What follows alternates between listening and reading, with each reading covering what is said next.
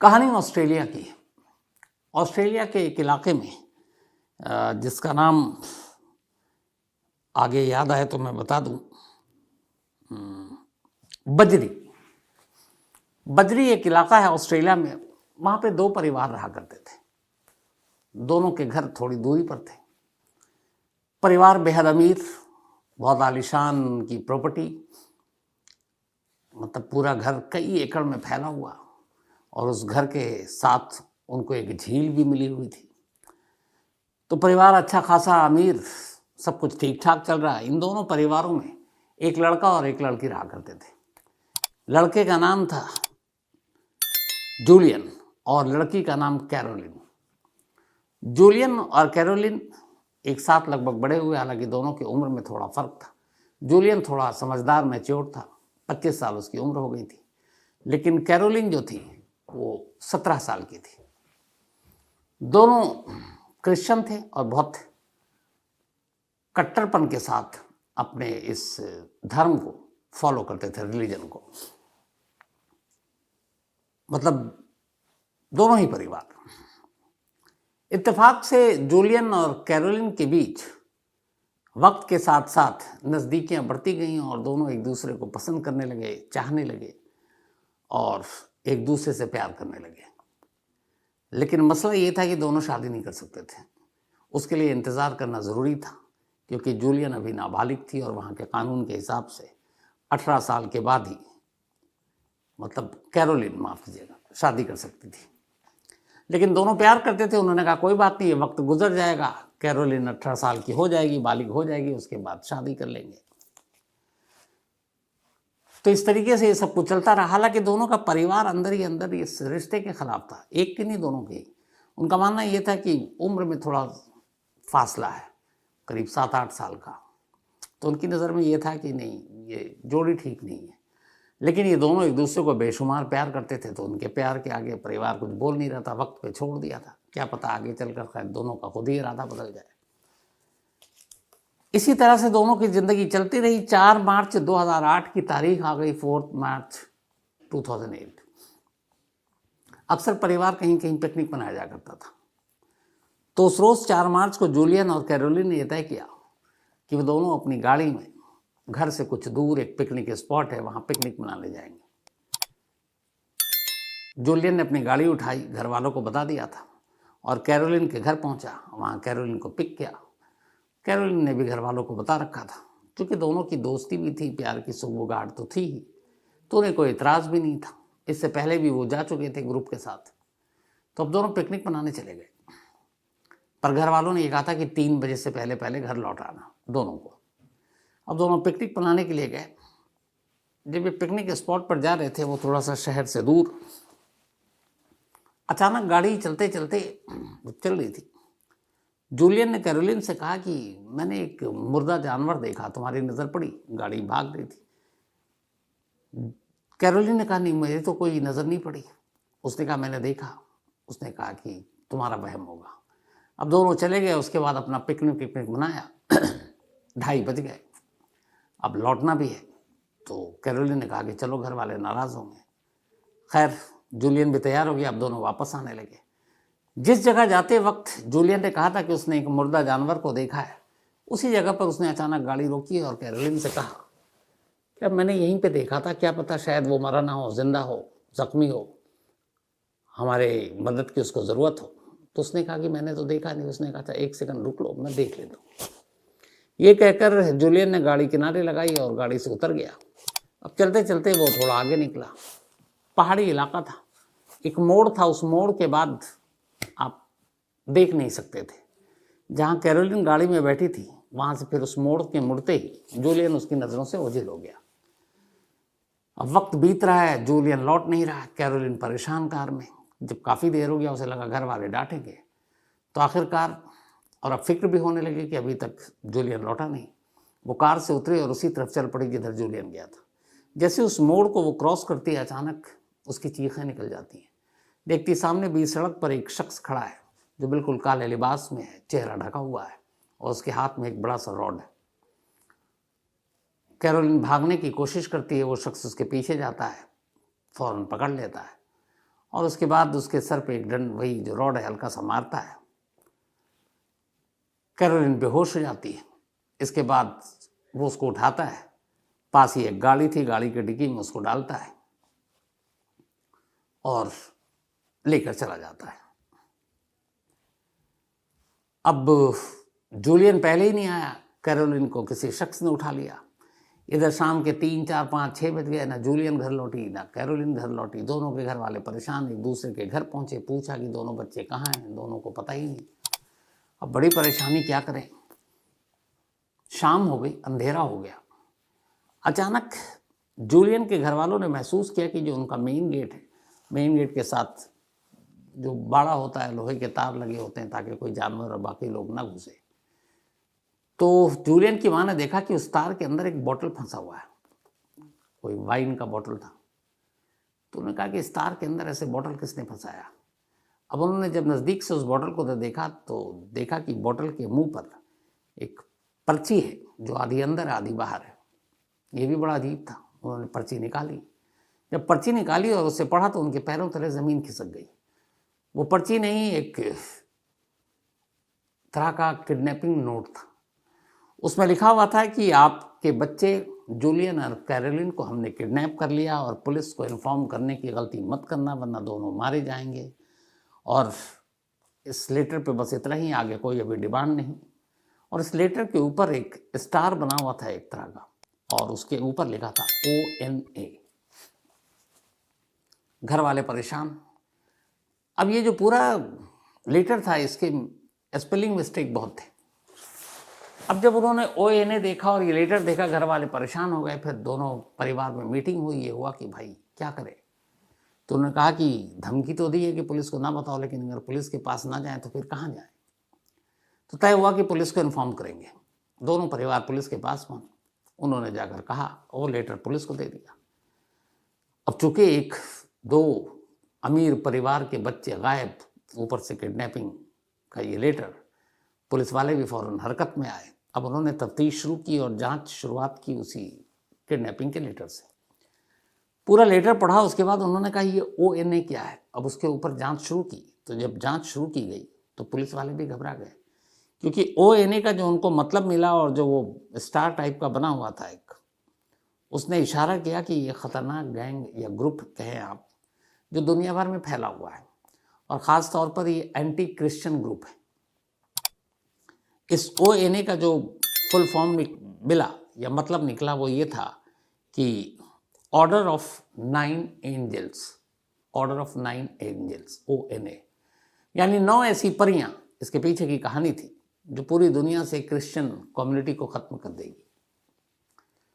तो ये ONA बड़ा बदनाम और कुख्यात था कि ये एंटी क्रिश्चियन थे और दुनिया भर में कई देशों में, अमेरिका तक में, इन्होंने बहुत सारे क्रिश्चियन के ऊपर जुल्म भी किए, उनको उठाया, कई को मारा। क्रिश्चियन कम्युनिटी से नफरत थी इस ग्रुप को।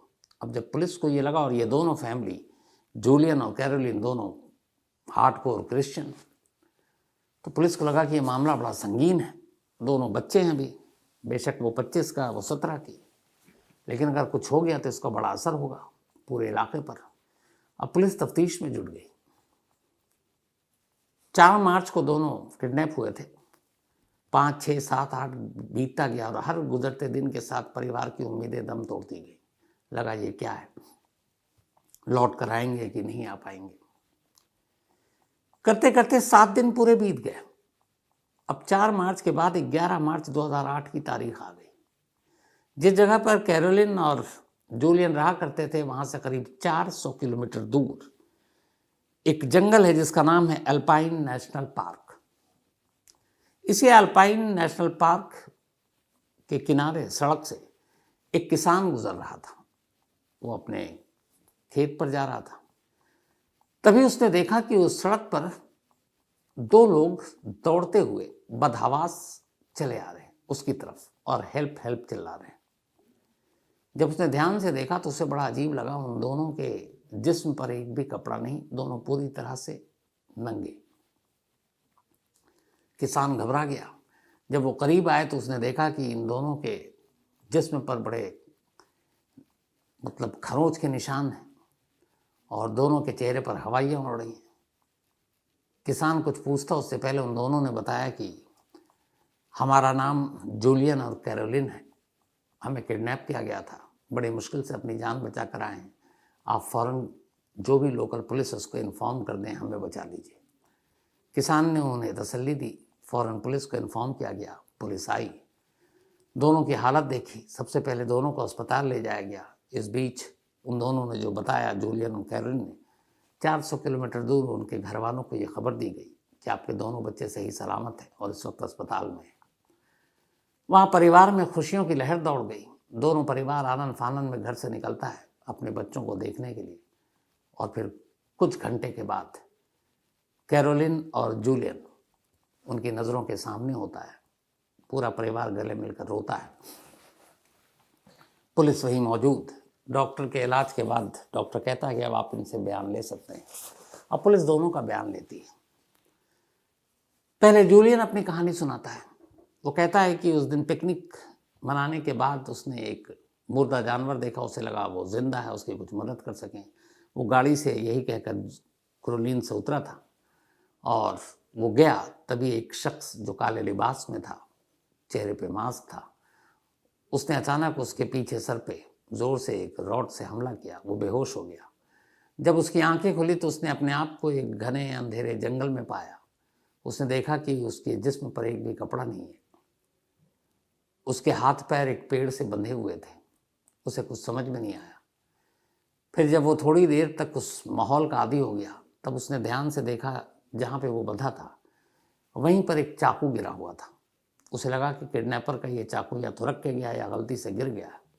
उसने बड़ी मुश्किल से किसी तरह से अपने पैर को आगे आगे करते हुए उस चाकू को करीब लाया और फिर उस चाकू को उठाया और उससे अपने हाथ की रस्सी काटी, फिर पैर की काटी। इसके बाद उसे कुछ समझ में नहीं आ रहा। वो जंगल में इधर उधर दबे पांव खामोशी से कि कहीं किडनैपर आसपास ना हो, भटकता रहा। पूरी रात बीत गई लेकिन कोई आया नहीं। तब उसे लगा कि अब मदद करने के लिए आवाज़ लगाए, तो उसने धीरे धीरे हेल्प हेल्प बोलना शुरू किया। कोई आवाज़ नहीं आ रही थी और उसके बाद वो जंगल से बाहर निकलने का रास्ता ढूंढने लगा। उसे नहीं मालूम कि किडनैपर कौन था। फिर जब वो आवाज़ दे रहा था, उसने कहा कि तभी उसको पलटकर काफ़ी देर के बाद एक आवाज़ दूसरी तरफ से आई। उसने कहा उस आवाज़ को सुनकर लगा कि ये आवाज़ मैंने कहीं सुनी है। फिर उसे पता चला कि ये आवाज़ तो कैरोलिन की है। वो बड़ा खुश हुआ, ज़ोर से आवाज़ देने लगा। उधर से भी आवाज़ आई। थोड़ी देर के बाद दोनों एक दूसरे के सामने थे, उसी हालत में नंगे। दोनों गले लगे, रोने लगे। अब इसके बाद इन दोनों ने बाहर निकलने का रास्ता ढूंढना शुरू किया। ये पूरा ही कहानी जो है ये जूलियन ने सुनाई पुलिस को। पुलिस ने फिर पूछा कि अच्छा कैरोलिन, तुम्हारी कहानी क्या है? तुम कब कैसे जंगल में पहुंची? कैरोलिन ने बताया कि मैं पीछे पीछे पहुंची थी जूलियन के। जब वो कार से उतर कर गया तो वहाँ मुझे तो कोई मिला नहीं। एक काले लिबास में एक शख्स मिला, उसने सर पे वार किया। फिर मुझे गाड़ी की डिक्की में रखा। उसके बाद मुझे याद नहीं, जब आँख खुली तो अपने आप को एक जंगल में पाया। उसने कहा जंगल में मेरे हाथ पैर बंधे थे।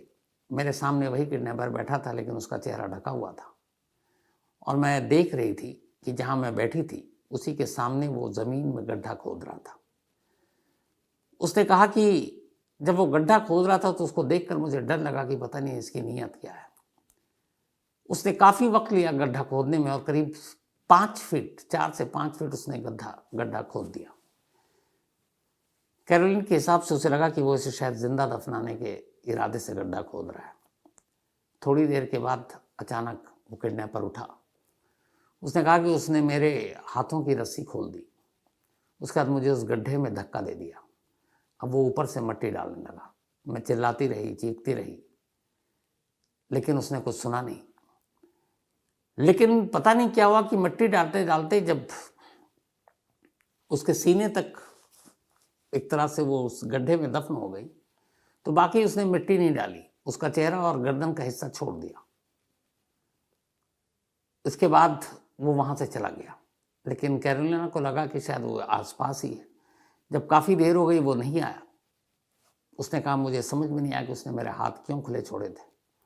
फिर उसने अपने हाथों से मिट्टी हटाना शुरू किया और काफ़ी मशक्क़त के बाद वो उस गड्ढे से खुद को बाहर निकाल लाई। बाहर आने के बाद वो भटकती रही। फिर रात अचानक एक आवाज़ सुनाई दी। उसे लगा कि ये आवाज़ जानी पहचानी है। वो आवाज़ जूलियन की थी। फिर दोनों मिले। यहाँ तक इन दोनों की कहानी थी। अब इसके आगे क्या हुआ? इसके आगे दोनों ने जो कहानी सुनाई वो कहानी दोनों की एक जैसी थी। कहानी ये थी कि इसके आगे अब वो दोनों जंगल से बाहर निकलने का रास्ता ढूंढने लगे और धीरे धीरे बाहर घूमने लगे। इस चक्कर में करीब 48 घंटे बीत गए, क्योंकि जंगल बहुत घना था। 48 घंटे बाद, लेकिन उस 48 घंटे से पहले की कहानी उन्होंने और भी सुनाई। उन्होंने कहा आप दोनों जब मिल गए तब ये हुआ कि रात का वक्त है, जंगल में कुछ भी हो सकता है, कहाँ जाए। उन्होंने कहा तभी एक चमत्कार हुआ। वो थोड़ा आगे गए तो उन्होंने देखा कि एक पेड़ के नीचे एक स्लीपिंग बैग पड़ा हुआ है। उन्हें देखकर बड़ी हैरानी हुई। जब उन्होंने स्लीपिंग बैग खोला तो देखा उसमें कुछ खाने पीने का सामान भी है। उन्होंने खाना खाया, पानी भी था। अब ये हुआ कि ठंड भी बहुत थी, स्लीपिंग बैग, रात को जंगल में रास्ता ढूंढना मुश्किल। तो दोनों ने तय किया कि स्लीपिंग बैग में किसी तरह अपनी रात गुजारते हैं, फिर सुबह जंगल से बाहर निकलने का रास्ता ढूंढते हैं। तो स्लीपिंग बैग लेकर एक सुरक्षित जगह पर वो पहुंच गए। उस जगह से दूर जो गड्ढा था, और वहां जाकर दोनों उसी स्लीपिंग बैग में सो गए। अगले दिन सुबह उठे और फिर जंगल से बाहर निकलने का रास्ता ढूंढने लगे, चलते रहे। करीब 48 घंटे बीत गए। 48 घंटे बाद दोनों अपना सर पीटने लगे, क्योंकि इतना चलने के बाद आखिर में वो जहाँ आकर रुके थे वो वही गड्ढा था जहाँ से वो चले थे। उन्हें लगा कि अब ऐसे तो निकल नहीं सकते। 2 दिन बीत चुके थे। फिर उन्होंने कहा कि वो चलते रहे, जंगल का रास्ता मिला नहीं। फिर अचानक एक रोज़ एक और करिश्मा हुआ। उन्होंने देखा कि एक पेड़ पे एक बैग टंगा हुआ है, छोटा सा। उन्होंने उस बैग को खोला तो देखा कि उस बैग के अंदर कुछ औजार है, कुछ चीज़ें हैं, और साथ में एक कागज़ का टुकड़ा है। और उस कागज़ के टुकड़े पे इस अल्पाइन नेशनल पार्क जंगल का नक्शा है। उन्हें बड़ी हैरत हुई कि ये नक्शा किसने छोड़ा। अब सारी चीज़ों पे उन्हें हैरत हो रही थी कि जूलियन को पेड़ से बांधा तो आगे चाकू छोड़ दिया, कैरोलिन को गड्ढे में दफनाया तो उसको मुंह खुला छोड़ दिया, पूरी तरह नहीं दफनाया, स्लीपिंग बैग छोड़ दिया जिसमें खाना पानी था, इधर अब जंगल से बाहर निकलने का नक्शा छोड़ दिया। तो इस नक्शे के सहारे अब दोनों जंगल से बाहर निकलने का रास्ता ढूंढने लगे, लेकिन नक्शा पढ़ना दोनों को नहीं आता था। तो कई बार भटके, फिर गुम हुए, गुमराह हुए, करते करते करते 4-5 दिन और निकल गया। वो हर रात स्लीपिंग बैग में सोते, फिर सुबह से जंगल से बाहर निकलने का रास्ता तलाशते, और ये सिलसिला चलता रहा 11 मार्च तक। 11 मार्च की सुबह अचानक उन्हें एक पगडंडी दिखाई दी, जो लगा कि पहली बार कोई सड़क या रास्ता दिखा है।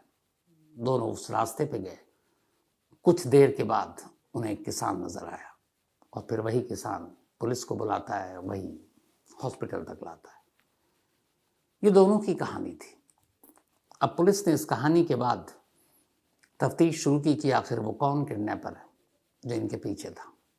पुलिस ने अपनी जांच आगे बढ़ाई उस लेटर से, फिर वो तमाम चीज़ें, वो स्लीपिंग बैग, वो जो बैग में औजार था, वो सारी चीज़ें। फिर उन्होंने कहा कि चलो जंगल में उन जगहों को भी देखते हैं।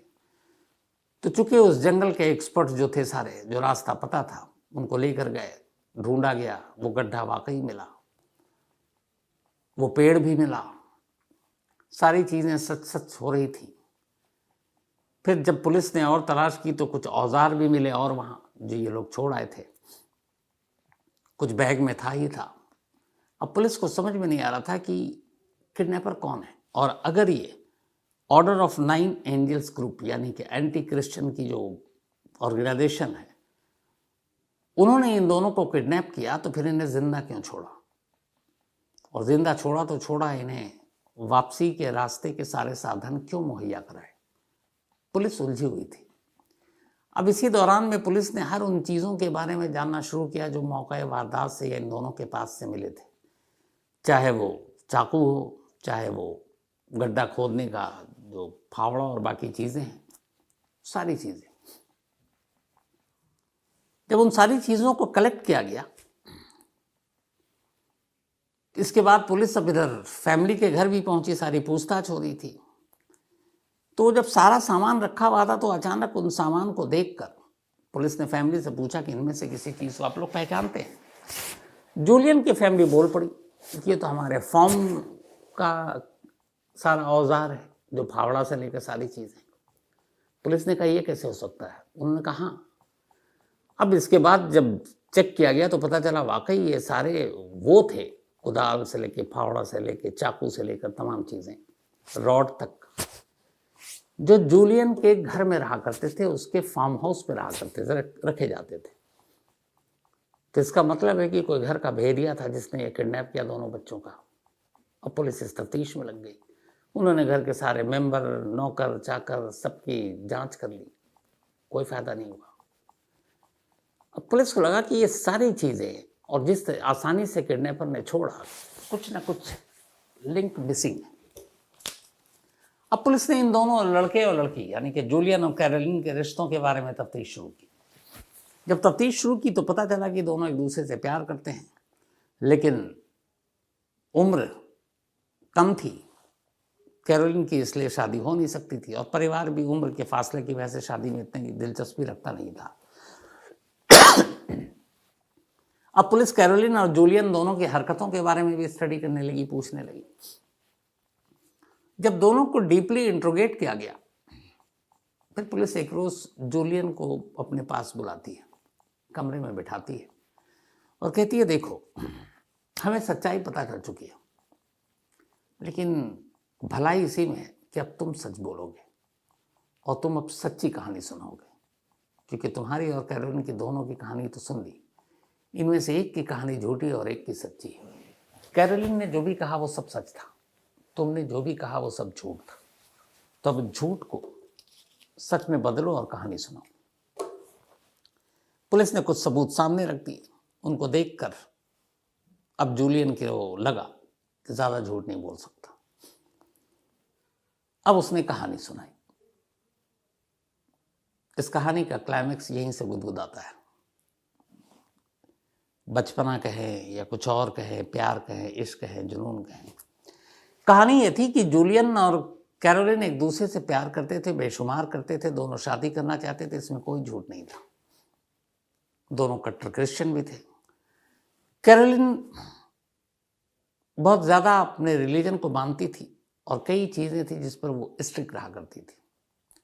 जब दोनों प्यार करते थे, शादी के लिए इंतज़ार करना था, लेकिन जूलियन को इंतज़ार नहीं हो रहा था, क्योंकि ये 2 साल से रिलेशनशिप में थे। जब वो 15 साल की थी, अब 17 की थी, और अभी उसको 18 का होने में और 1 साल था।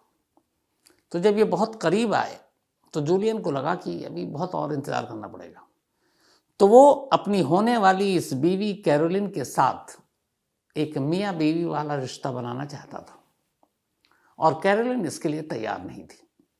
जूलियन उसे समझाता था कि देखो, हम हस्बैंड वाइफ तो हो ही जाएंगे अगले साल, तो मैंने तो तुम्हें हमेशा अपनी वाइफ ही माना है, तो हम फिर एक पति पत्नी का रिश्ता कायम क्यों नहीं कर सकते।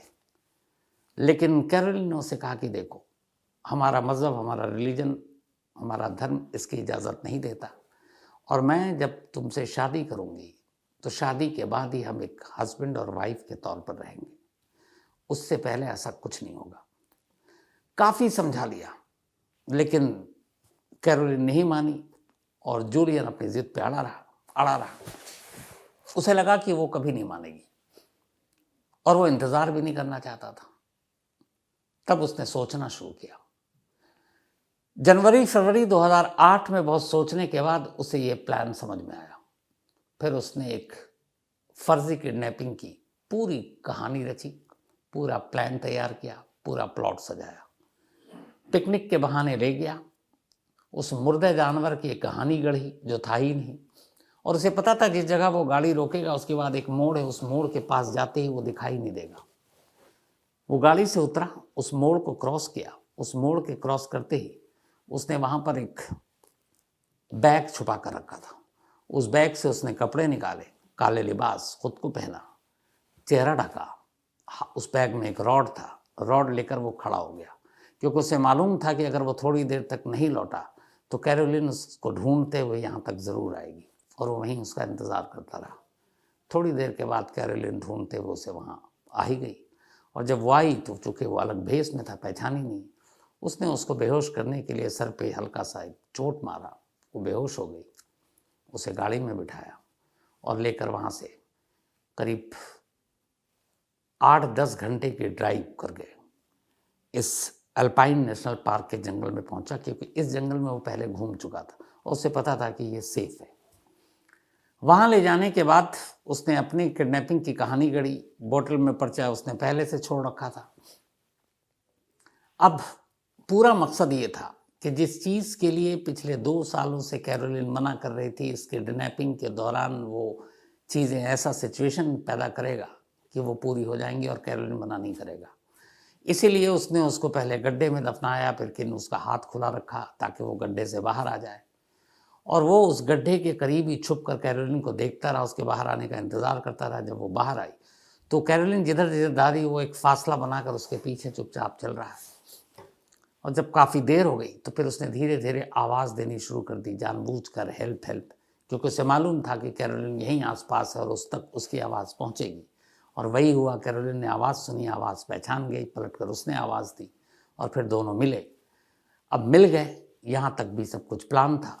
अब मिलने के बाद क्या, इसीलिए उसने एक स्लीपिंग बैग रखा था और वो स्लीपिंग बैग उसने एक जगह छुपा कर रखी थी। उसके बाद रास्ता ढूंढने का नाटक करने लगा और उसी रास्ते पे चल पड़ा जहाँ उसने स्लीपिंग बैग छोड़ा था। जब वहाँ पहुँचा तो वो एकदम हैरान कि यहाँ स्लीपिंग बैग कैसे, उसमें खाने का भी सामान, क्योंकि वो कैरोलिन को भूखा भी नहीं रखना चाहता था, कोई नुकसान भी नहीं पहुँचाना चाहता था, क्योंकि वो उससे प्यार करता था। रात हो गई, जंगल में ठंड थी, उसे मालूम था, और इसी मकसद से ही उसने अपने और कैरोलिन दोनों के कपड़े उतारे थे, बिल्कुल जिस्म पर कोई कपड़ा नहीं। ठंड, स्लीपिंग बैग, एक ही स्लीपिंग बैग। इसके बाद उसने कहा कि हम रास्ता सुबह ढूंढेंगे, और कोई मतलब रास्ता नहीं है, ठंड बहुत है, तो स्लीपिंग बैग में हम सो जाते हैं। दोनों स्लीपिंग बैग में घुसे। फिर उसने अपनी वही ख्वाहिश जताई कि देखो शादी तो करनी, हम पति पत्नी का रिश्ता कायम कर लेते हैं।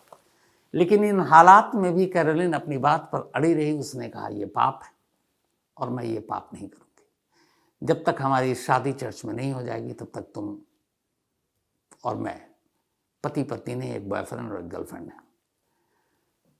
फिर भी जूलियन को उम्मीद थी कि इस माहौल में आज नहीं तो कल, अगले दिन वो मान जाएगी, और इसी चक्कर में जंगल का रास्ता बाहर निकलने का वो जानता था, फिर भी उसको गोल गोल घुमाकर 2 दिन बाद फिर उसे गड्ढे के पास ले आया। और इस तरह से करके वो हर रात स्लीपिंग बैग में सोता, इस उम्मीद में कि शायद कैरोलिन मान जाए। लेकिन वो अपने ज़िद पर अड़ी रही और उसने वही स्टैंड लिया जो शुरू से उसका था कि सब कुछ शादी के बाद। और इस तरह से 7 दिन बीत गए। जब 7 दिन बीत गए तब जूलियन को एहसास हो गया कि नहीं, कुछ भी हो जाए वो टस से मस नहीं होगी। इसलिए उसने अपना फिर इरादा छोड़ दिया और कहा कि अब घर ही लौट चलते हैं। और उसके बाद वो बाहर आया, फिर वो किसान मिला, फिर वो पुलिस आई। ये सारी कहानी आपके सामने है। तो जब ये सच्चाई सामने आई तो कायदे से उसने जुर्म तो किया था, चाहे अपनी गर्लफ्रेंड के साथ ही किया, किडनैपिंग का मामला तो था ही। तो किडनैपिंग की धारा के तहत उसके ऊपर मुकदमा चला। अदालत ने उसे 7 साल और 6 महीने की सज़ा सुनाई।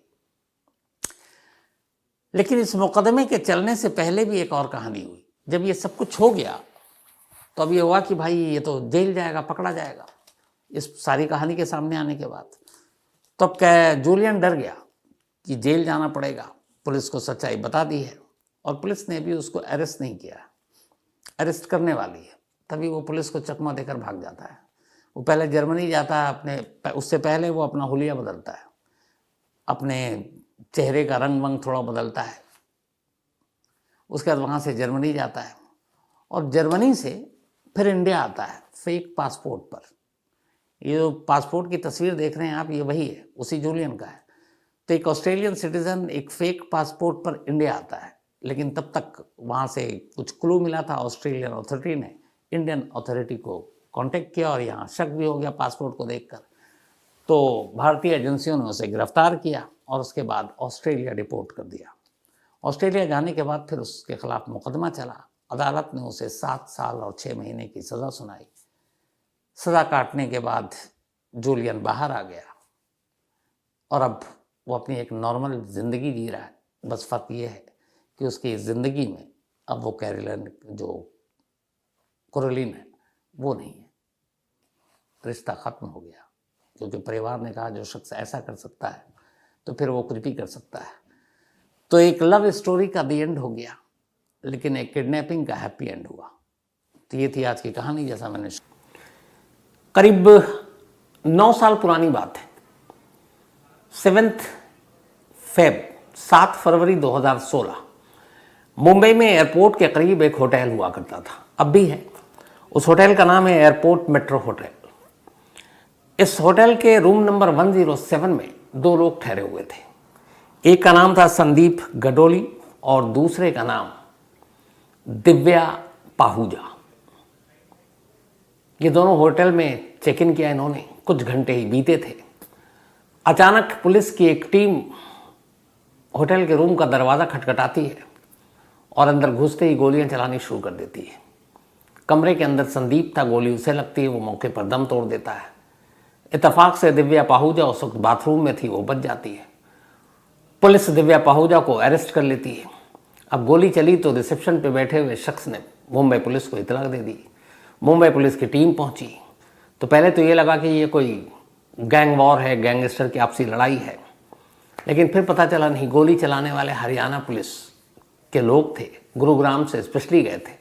और जो मारा गया वो 1 लाख का इनामी बदमाश संदीप था, जिसके ऊपर 40 से ज़्यादा मुकदमे थे, जिसमें बहुत सारे मर्डर के थे, बाकी किडनैपिंग, जबरन वसूली, गुंडागर्दी। लेकिन यहाँ हरियाणा पुलिस ने गलती की थी। कानून ये कहता है कि जब भी आप अपने ज्यूरिसडिक्शन से, अपनी जो आपके इलाके हैं उससे बाहर निकल कर आप किसी केस को इन्वेस्टिगेट करते हैं, किसी मुजरिम को पकड़ते हैं, तो उसके लिए ज़रूरी है कि लोकल पुलिस या उस स्टेट के हेड उनको इन्फॉर्म करना पड़ेगा। यहाँ तक कि आप अपना सरकारी लाइसेंसी पिस्टल भी लेकर बिना इजाज़त के दूसरे स्टेट में नहीं घुस सकते। और यहाँ हरियाणा पुलिस ने ये किया कि उसने मुंबई पुलिस को इन्फॉर्म ही नहीं किया और जाकर एक होटल के अंदर शूट आउट भी कर दिया। तो हरियाणा पुलिस के हिसाब से एक इनकाउंटर था एक बदमाश का, लेकिन मुंबई पुलिस के हिसाब से ये एक मर्डर था, क्योंकि रूल फॉलो नहीं किया था। हरियाणा पुलिस के लोगों को अरेस्ट कर लिया गया और साथ में उस होटल में मौजूद लड़की यानी कि दिव्या पाहूजा को भी अरेस्ट कर लिया गया। मामला चला, हरियाणा और मुंबई पुलिस के बीच रस्साकशी चलती रही, केस दर्ज हुए, वक्त बीतता रहा, 9 साल बीत गए। करीब अभी 8 महीने पहले दिव्या पाहूजा को बॉम्बे हाई कोर्ट ने जमानत दे दी और जमानत मिलने के बाद वो वापस गुरुग्राम लौट आई, क्योंकि वो गुरुग्राम की रहने वाली थी। अब ये दिव्या पाहूजा कौन थी? दिव्या पाहूजा एक आम मिडिल क्लास फैमिली की लड़की थी, ठीक ठाक स्कूल में पढ़ाई कर रही थी। बचपन से उसको मॉडलिंग का शौक था, दिखने में खूबसूरत थी, पर उसे एंकर बनना था। उसने शुरुआत में घर में अपने मिरर के सामने खड़ी हो जाती है एक कॉम या कंघी लेकर और कुछ ना कुछ बोलने लगती।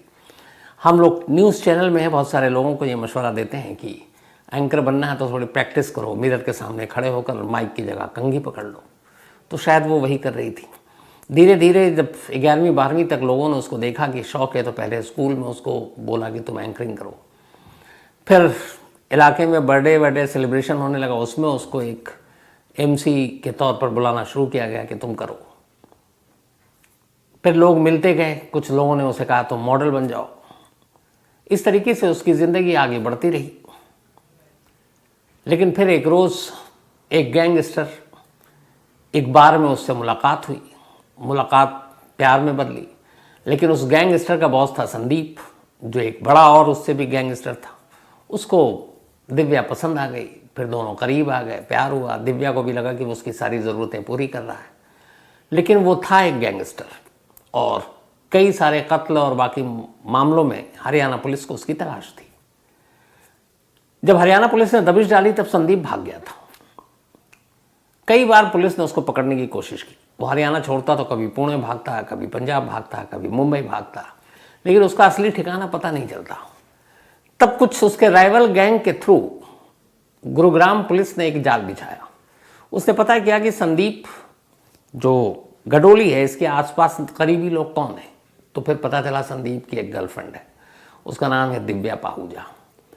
अब पुलिस ने दिव्या पाहूजा के ऊपर जाल बिछाना शुरू किया। दिव्या पाहूजा को अपने भरोसे में लिया, उसे धमकी भी दी कि देखो तुम उसको पकड़वा दो वरना फिर तुम्हारे खिलाफ भी एक गैंगस्टर के साथ रहने के जुर्म में तुम भी बराबर के जुर्म की उसमें हिस्सेदार हो जाओगी। तो कहते हैं इसी के बाद दिव्या पाहूजा एक तरह से गुरुग्राम पुलिस की मुखबिर बन गई। अब जो 7 फरवरी 2016 को इनकाउंटर हुआ, कहते हैं उसकी पूरी खबर, उसका लोकेशन, यहाँ तक कि hotel, airport, metro hotel Mumbai का रूम नंबर 107, ये सब कुछ दिव्या पाहूजा ने गुरुग्राम पुलिस को जानकारी दी थी। और उसी के बिना पर गुरुग्राम पुलिस उस होटल में पहुंची और फिर उसने संदीप का इनकाउंटर किया, जिसे मुंबई पुलिस ने मर्डर माना। बाद में उसके साथी होने के नाते वो भी जेल गई, मुकदमा चलता रहा, लेकिन 8 महीने पहले बॉम्बे हाई कोर्ट ने, जैसा मैंने बताया, उसको जमानत दे दी। वो लौटकर गुरुग्राम आ गई। अब ये कहानी यहाँ पे क्लोज हो गई, लेकिन ऐसा था नहीं। अब यहीं से कहानी और शुरू होती है। पूरा देश, बल्कि पूरी दुनिया 31 दिसंबर 2023 को अलविदा कहने के लिए अपने अपने तरीके से जश्न मना रहा था। कई जगह पे जश्न का ये खुमार अगले दिन यानी 1 जनवरी तक चला, कहीं 2 जनवरी तक चला। दिव्या पाहूजा भी गुरुग्राम से अपने घर से ये कहकर के निकली कि वो नए साल का जश्न मनाने अपने दोस्तों के साथ जा रही है। 31 को वो निकली, लेकिन सुबह लौट आई। फिर वो 1 जनवरी को नए साल का पहला दिन फिर जश्न मनाने के नाम पर घर से निकली, लेकिन इस बार वो 1 तारीख की रात को लौटी नहीं। अब 1 के बाद 2 जनवरी आ गया, वो लौटी नहीं, वो रात हो गई। अब माँ बाप घबराए, घर वाले परेशान कि बेटी लौटी नहीं है, और ऐसा होता नहीं लौटती है तो वो फ़ोन कर देती है। तभी एक नाम पता था घर वालों को दिव्या के कि उसका एक दोस्त है जिसका नाम अभिजीत है, और उस अभिजीत का गुरुग्राम में एक होटल है, और उस होटल का नाम है होटल सिटी पॉइंट। परेशान घर वालों ने जब दिव्या से कोई कांटेक्ट नहीं हुआ तो उन्होंने कहा कि इस होटल में जाकर पता करते हैं। अभिजीत का नंबर उनके पास था नहीं, नाम पता था, होटल के बारे में जानकारी थी कि उनकी बेटी का वो दोस्त है। करीब 56-57 साल की उम्र होगी अभिजीत की, शादीशुदा था। तो अपनी बेटी को तलाश करते हुए घर वाले होटल सिटी पॉइंट पहुंचते हैं। वहां जाकर वो पूछते हैं कि दिव्या यहाँ आई थी। रिसेप्शन पे सारे लोग मना कर देते हैं, बट उन्हें ये यकीन था कि दिव्या यहाँ आई है। तो उन्होंने रिसेप्शन वालों से कहा कि एक काम कीजिए, आप हमें यकीन दिला दीजिए कि वो यहाँ नहीं आई थी। आपके होटल में CCTV कैमरे हैं, फुटेज होगा, आप दिखा दीजिए। रिसेप्शन वालों ने मना कर दिया। उन्होंने कहा हम ऐसे किसी को फ़ोटो या कैमरेस के फुटेज नहीं दिखा सकते, तो आप चली जाइए। माँ बाप परेशान, वहाँ से निकलकर उन्होंने पुलिस स्टेशन में रिपोर्ट लिखा दी कि मेरी बेटी गुम है। पुलिस वालों ने भी रिपोर्ट लिख ली। अब इधर होता यह है कि 2 जनवरी के रात ठीक 9 बजे थे। 9 बजे के आसपास इस होटल का जो मालिक है अभिजीत, ये अपने कमरे से निकलकर उसी कमरे में ठहरा हुआ था, और इसके लिए परमानेंट एक रूम था उस होटल में, 114 नंबर। नीचे रिसेप्शन पर आता है, रिसेप्शन पर 2 रिसेप्शनिस्ट बैठे हुए थे, और वो बेहद नशे में था। अभिजीत के बारे में ये कहा जाता है कि वो शराब के अलावा कोकीन का आदी था। उस वक्त भी उसने शायद कोक ले रखा था। नशे के अंदर वो आता है रिसेप्शन पे और कहता है कि मेरे कमरे में एक लाश पड़ी है, पुलिस को इन्फॉर्म कर दो। रिसेप्शन पर बैठा शख्स जो उसका मुलाजिम ये सुनकर घबरा जाता है। कहता सर आप कैसी बात कर रहे हैं? कहता मैं कह रहा हूँ कि मेरे कमरे में एक लाश है, पुलिस को इन्फॉर्म कर दो। ये कहकर वो वापस अपने कमरे की तरफ चल पड़ता है। अब रिसेप्शन पर बैठा हुआ शख्स सोचता क्या करूं। इत्तेफाक से इधर ये हुआ कि ठीक 20 दिन पहले ये जो होटल अभिजीत का है, इसने लीज पर अनूप नाम के एक शख्स को ये होटल दे दिया कि तुम चलाओ। सिर्फ 20 दिन पहले की बात है। ओनर अभिजीत ही है, लेकिन लीज पर उसने एक तरह से किराए पे दे दिया कि तुम होटल तुम चलाओ। तो रिसेप्शन पर बैठा हुआ शख्स अब लीज पर जिसने होटल लिया अनूप, उसका एक और मालिक, उसको फ़ोन करता है और कहता है कि अभिजीत साहब अभी भी आए थे और उन्होंने कहा ऐसे ऐसे कमरे में एक लाश पड़ी है, पुलिस को बता दो। तो मैं क्या करूं? अनूप ये सुनकर घबरा जाता, कहता कि मैं आ रहा हूं, फिर जो होगा मैं करूंगा। भागा भागा अनूप होटल में पहुंचता है, रिसेप्शन पर जाकर रिसेप्शन से पूछता है कि क्या हुआ। तो बताता कि ऐसे ऐसे अभिजीत सर आए थे और उन्होंने कहा कि उनके कमरे में एक लाश पड़ी और तुम पुलिस को बता दो। अनूप घबरा गया, उसने कंफर्म किया, उसने 2 बार बताया, उसने कहा ठीक है। अब उसने रिसेप्शन पर रखा हुआ फ़ोन उठाया और लोकल पुलिस को फ़ोन घुमा दिया। उसने कहा सर यहाँ रूम नंबर 114 में एक लाश पड़ी है, एक लड़की की, तो आप फ़ौरन आ जाइए।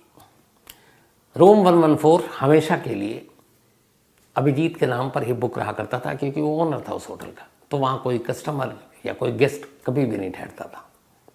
एक तरह से वो उसकी पर्सनल संपत्ति, प्रॉपर्टी थी। अब अनूप ने जैसे ही फ़ोन किया गुरुग्राम पुलिस के जिस थाने में ये कॉल गया, वहाँ की पुलिस घबरा गई कि ये क्या है, नए साल का भी पहला दूसरा दिन है और ये ऐसी खबर दे रहा है। खैर पुलिस की एक टीम फ़ौरन आनन फानन में पहुँचती है होटल, रिसेप्शन पर आती है और पूछती है कि हाँ भाई कहाँ है लाश? तो उन्होंने कहा 114 में। तो कहती है आप में से किसी ने देखा? उसने कहा नहीं, हम तो आपका इंतज़ार कर रहे हैं कि अगर लाश हो फिर हम जाएं, 10 बार आप हमसे पूछें कि अंदर क्यों आए, निशान मिट गए, सबूत ख़त्म हो गए, तो हम आपके आने का इंतज़ार कर रहे थे। पुलिस की टीम ने कहा चलो। अब 114 लॉक था, चाबी अभिजीत के पास रहा करती थी, लेकिन एक मास्टर की, उससे दरवाज़ा खोला गया। जब दरवाज़ा खोला गया तो अंदर, कमरे के अंदर कुछ भी नहीं। रूम बिल्कुल नीट क्लीन, चादर अपनी जगह, बिस्तर तकिया सब अपनी जगह, बाथरूम से लेकर बेड के नीचे तक, बेड के अंदर तक कुछ भी नहीं। लाश छोड़िए कोई और चीज़ भी नहीं। पुलिस वालों को देख के बड़ा गुस्सा आता है, कहते हैं यहाँ तो कुछ नहीं है। फिर वो नीचे आते हैं, अब वो अनूप से बोलते हैं जिसने अभी होटल लीज पे लिया है, कि आपने क्यों पुलिस को ऐसे फ़ोन किया? तो उसने कहा मुझे इसने बताया, अभिजीत ने खुद आकर रिसेप्शन पे खड़े होकर ये बात कही कि कमरे में मेरे लाश है, पुलिस को बुलाओ। तो फिर उन्होंने पूछा कि वो किस हालत में थे? तो रिसेप्शन पे बैठा हुआ शख्स बताया कि सर वो पूरी तरह से नशे में थे। धीरे से ये भी बता दिया कि वो थोड़ा कोक वोक भी पी लेते हैं। पुलिस वाले को गुस्सा आया, उन्होंने कहा कि तुम एक नशे में डूबे हुए आदमी की बात को सच मानकर हम लोगों को भगा रहे हो, दौड़ा रहे हो। खैर वो कहाँ है इस वक्त? कमरे में तो है नहीं। तब उसमें से एक बोलता है कि सर वो रूम नंबर 11 में हो सकते हैं, शायद सोए होंगे, कोई नशा बहुत ज़्यादा कर रखा है। पुलिस वाले उस वक्त, उनका फ़र्ज़ था कि जाकर 111 को चेक करें और पूछें अभिजीत से कि तुमने ऐसी बात क्यों कही। लेकिन गुरुग्राम पुलिस शायद जल्दी में थी। उन्होंने कहा कि चलो सो रहा है उसको सोने दो, अब दोबारा ऐसे हमें तंग मत करना और ऐसे फेक न्यूज़ मत देना। ये आगाह करते हुए गुरुग्राम की पुलिस लौट गई, सब अपने अपने काम पर लग गए। ये बात है रात 9 बजे की, 9 से 9:30 के दरमियान। तो यहाँ पुलिस वाले चाहते तो 2 कमरों की बात थी, लाश भी मिल जाती। अब पुलिस लौट गई। लौटने के बाद इत्तेफाक से जिस होटल का एरिया था उसी पुलिस स्टेशन में दिव्या के घर वालों ने उसकी मिसिंग की रिपोर्ट लिखा दी थी जाकर रात को। अब सुबह हो गई, पुलिस पहुंची नहीं, उस पर कुछ कार्रवाई नहीं हुई। सुबह फिर घर वाले गए पुलिस स्टेशन दिव्या के, उन्होंने कहा मेरी बेटी गायब है और आप लोगों ने कुछ किया नहीं। तो उन्होंने कहा हम ढूंढ रहे हैं। उन्होंने कहा नहीं, आप एक काम कीजिए, हमें शक है कि वो ये जो होटल है सिटी पॉइंट, मेरी बेटी वहीं गई है क्योंकि उसका जो मालिक है वो उसका दोस्त है, और हमें शक है इसलिए कि उन्होंने हमें सीसीटीवी फुटेज दिखाया भी नहीं है। अब जब ये बात बताई तब एक पुलिस वाला रात 9 बजे उस टीम में शामिल था जो उस होटल में गया था ये खबर सुनकर कि इस होटल में एक लाश पड़ी है, वो भी एक लड़की की है। उसने कहा ये क्या चक्कर है? वो लड़की माँ बाप कह रहे हैं गायब है, ये भी कह रहे हैं उसी होटल में होगी, वो कह रहा है कि हमारे यहाँ एक लाश है, कमरे में लाश नहीं थी। पुलिस उलझन में कहती है कि फिर भी चलो। अब पुलिस लड़की के फैमिली वालों को लेकर इसी होटल में पहुंचती है। अब पुलिस सामने, लड़की के घर वाले कहते हैं आप इनसे बोलिए। रजिस्टर देखते हैं उसमें दिव्या का कोई नाम नहीं, ओनर की गेस्ट है तो कहाँ से एंट्री होगी। तो वो जोर डालते हैं कि आप इनसे कहिए कि सीसीटीवी फुटेज दिखाएं। अब रिसेप्शन पे बैठे हुए शख्स को पुलिस हुक्म देती है कि भैया दिखाओ। रिसेप्शन पे जो बैठा शख्स है वो भी बेखबर है, उसने कहा ये लीजिए। अब उन्होंने कहा कि तुम चलो रात का फुटेज दिखाओ। अब पुलिस फुटेज देखना शुरू करती है शाम 6 बजे से। 6 बजे से देखना शुरू करती है तो उसमें कुछ मिलता नहीं है। फिर पुलिस कहती है कि अच्छा ठीक है, थोड़ा और पहले का दिखाओ। तब पुलिस कहती है कि तुम जब से ये गायब उसी वक्त से दिखाना शुरू करो। 1 और 2 जनवरी की रात, यानी कि अब 1 जनवरी गुजर गई, 2 जनवरी की सुबह सुबह 4:18 पर जैसे ही कैमरा CCTV दिखाता उसमें दिखता है कि दिव्या, अभिजीत और एक और शख्स, ये 3 लोग इस होटल में एंटर कर रहे हैं 4:18 AM 2 जनवरी। तब ये कंफर्म हो गया कि माँ बाप का शक सही है कि वो यहाँ आई थी। उन्होंने कहा जब आई है तो फिर निकलने का भी होगा। अब 4:18 सुबह से आगे का वीडियो देखना शुरू किया। लगभग 12 घंटे गुजर गए, कोई हलचल नहीं, ना दिव्या निकली ना अभिजीत निकला, कोई दिखाई नहीं दे रहा। तभी ठीक शाम के करीब 9 बजे की बात है ये, रात के, जब उस CCTV फुटेज में ये दिखा कि अभिजीत रिसेप्शन पर आया है और रिसेप्शन पे कुछ कह रहा है और उसकी हरकत बता रही है कि वो नशे में है। तब रिसेप्शनिस्ट ने बताया कि ये वही पल था जब अभिजीत आया और उसने कहा कि कमरे में एक लाश पड़ी और पुलिस को इन्फॉर्म करो। तो इसका मतलब अभिजीत ने ये बात कही थी रिसेप्शन पे बैठे हुए लोग या अनूप, उसने झूठ नहीं बोला था। अब ये दोनों चीज़ें हो गई। अब पुलिस इसके बाद 9 बजे के बाद के CCTV फुटेज देखती है, अभी तक कोई ऐसी चीज़ दिखाई नहीं दी है। सुबह 4:18 पे एंट्री है, 9 बजे अभिजीत के रिसेप्शन पर आना है और इसके बाद करीब 1.25 घंटे के बाद अब एक मिनट के विजुअल देखे जा रहे हैं। 10:44 PM 2 जनवरी रात का वक्त, अचानक CCTV फुटेज में दिखता है कि 2 लोग एक लड़की के दोनों हाथों को पकड़कर उसे फ्लोर पे घसीटते हुए बाहर की तरफ जा रहे हैं और उस फुटेज से साफ है कि जो लड़की घसीटी जा रही है उसमें कोई जान नहीं है, क्योंकि वो कोई हरकत नहीं कर रही है। अब ये देखते ही घर वाले चीख पड़े। उन्होंने उस फुटेज से, उस कपड़े से पहचान लिया कि उनकी बेटी दिव्या है। ये तस्वीर रात 10:44 की थी। अब दूसरे कैमरे से देखा गया तो देखा गया कि बाहर, अब देखेंगे कहाँ गई लाश। तो इत्तेफाक से बाहर उस वक्त लाइटें सब बंद हो गई थी और ये बड़ा अजीब था कि किसी होटल के बाहर की लाइट, पार्किंग की लाइट 10:44 पर बंद कर दिया जाए। तो थोड़ा थोड़ा अंधेरा था, लेकिन उस अंधेरे में भी एक गाड़ी दिखाई दी और उस गाड़ी का लोगो दिखाई दिया। वो BMW कार थी। रिसेप्शन से पूछा गया कि ये कार किसकी, पता चला ये अभिजीत की है, ओनर की।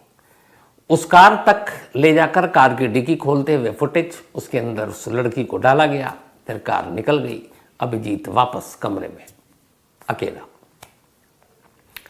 ये 10:44 की बात थी। अब इससे साफ हो गया कि जो 9 बजे अभिजीत ने कहा था वो सच है, लेकिन उसने 9 बजे रात को कहा था कि एक लड़की की लाश कमरे में पड़ी है और फुटेज 10:44 है जो कि लेकर बाहर जा रहा है और कार में रख रहा है। अब जब ये देखा तो गुरुग्राम पुलिस के हाथ पैर फूल गए। हाथ पांव इसलिए फूले कि उनकी एक टीम यहाँ ऑलरेडी आ चुकी थी एक रात पहले, पूछताछ की। खुद कातिल ये कह रहा है कि कमरे में लाश है, पर उन्होंने कोई तलाशी नहीं ली 114 के अलावा।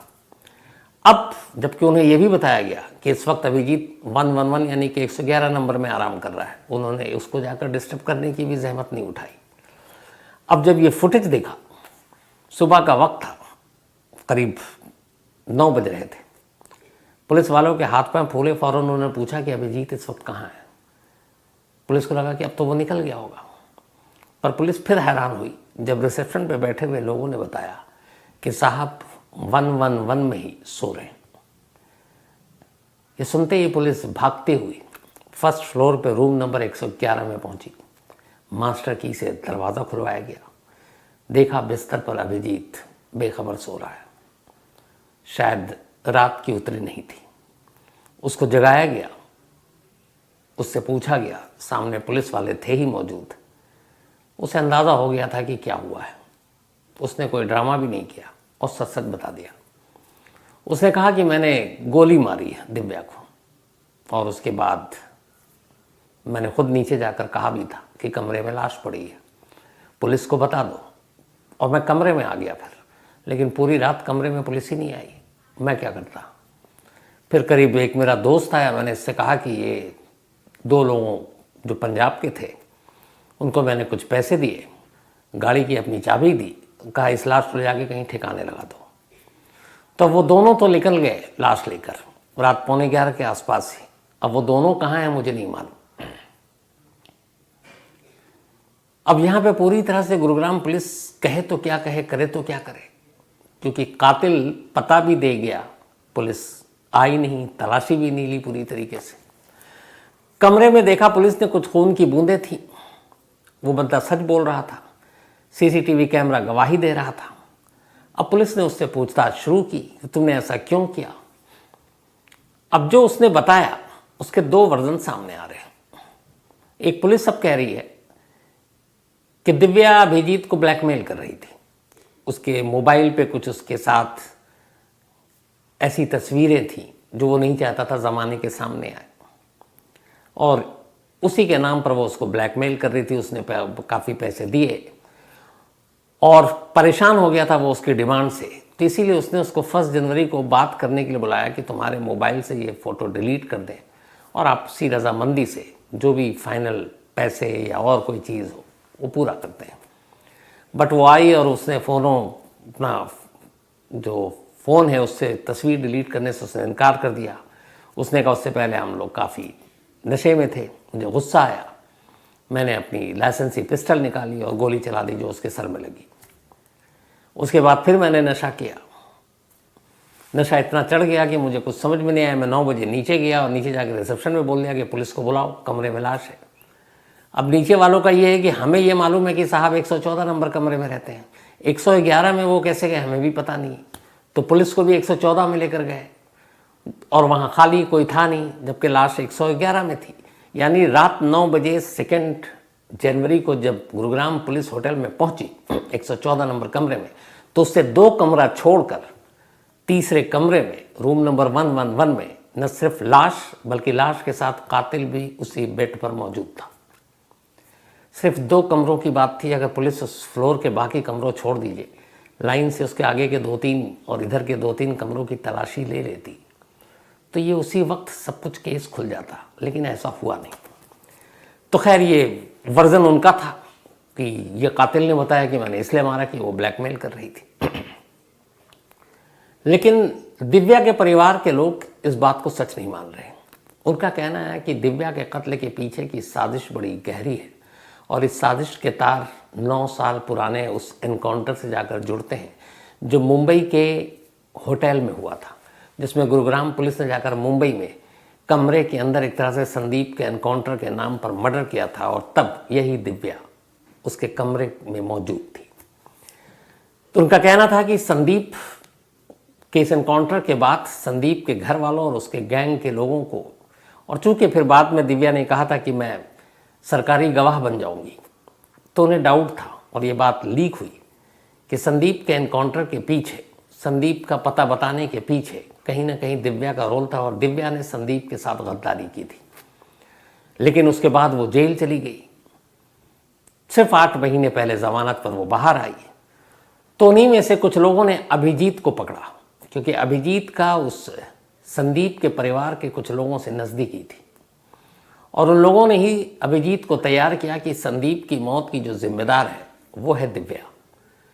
तो अगर दिव्या पाहूजा से बदला लेना है तो उसे मारना ज़रूरी है और ये काम तुम करो। तो कहते हैं कि संदीप यानी कि 9 साल पुराने एनकाउंटर का बदला लेने के लिए दिव्या का कत्ल हुआ है। ये फैमिली की तरफ से इल्ज़ाम है, पुलिस की तरफ से ब्लैकमेलिंग का इल्ज़ाम है। अब सच क्या है मालूम नहीं, लेकिन इस कहानी की सबसे अजीब व गरीब बात यह है कि 3 जनवरी की सुबह पुलिस पहुंची और उसने सीसीटीवी फुटेज सारी चीज़ें देखी। आज 8 जनवरी है, 5 दिन बीत गए हैं। इन 5 दिनों में पुलिस की टीम पता नहीं कहां कहां पहुंच गई, दिल्ली, हरियाणा के अलग अलग इलाकों में, पंजाब, हिमाचल। आखिर में पटियाला के पास वो BMW कार एक लावारिस हालत में एक जगह खड़ी पार्क मिली। उस BMW कार की जब जांच की गई तो उसमें खून के कुछ बूंदें भी मिली, जो ये साबित करती हैं कि ये इसके अंदर कोई बॉडी होगी। लेकिन गाड़ी खाली थी, लाश गायब। अब जिन दो लोगों को अभिजीत ने लाश ठिकाने लगाने का काम सौंपा था, वो दोनों अब भी पुलिस के हाथ से बहुत दूर हैं। शायद उन दोनों को भी अभिजीत की गिरफ्तारी की खबर मिल चुकी है, तो अब एक तो वो कांटेक्ट नहीं करेंगे और वो दोनों हाथ नहीं आ रहे हैं।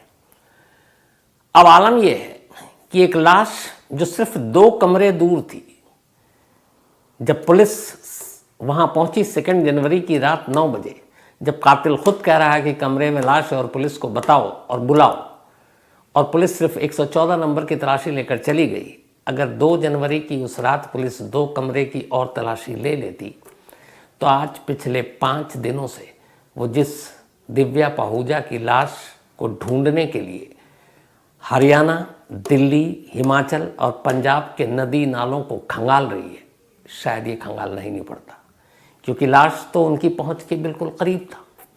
लेकिन वही कहते हैं कि बेमन से जो काम किया जाता है उसमें कभी नतीजा नहीं निकलता। उस रात गुरुग्राम पुलिस ने बेमन से ये काम किया, पता नहीं इसकी क्या वजह थी। लेकिन आज 5 दिन हो गए हैं और दिव्या पाहूजा की लाश अब भी नहीं मिली है।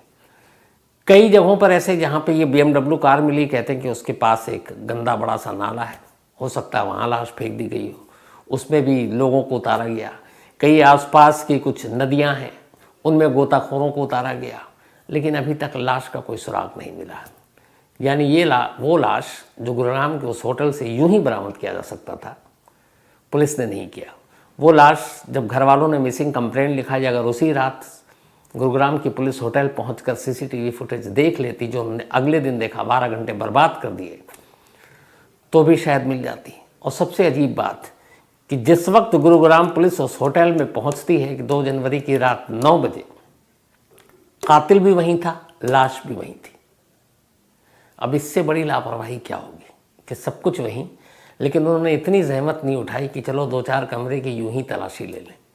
और वरना तो पुलिस पता नहीं किन किन के कमरों का दरवाज़ा यूं ही बिना किसी वारंट, बिना उसके खटखटा देते हैं, सोए हुए को जगा देते हैं, किसी को भी उठा लेते हैं। लेकिन यहाँ उनके पास एक मौका था, क्योंकि खुद होटल ने उनको बुलाया था कि कमरे में लाश और कातिल यहीं है, लेकिन पुलिस ने ढूंढा नहीं। आज 5 दिन हो गए, अब वो दूर दूर नदी नालों की खाक छान रही है। तो ये थी आज की कहानी।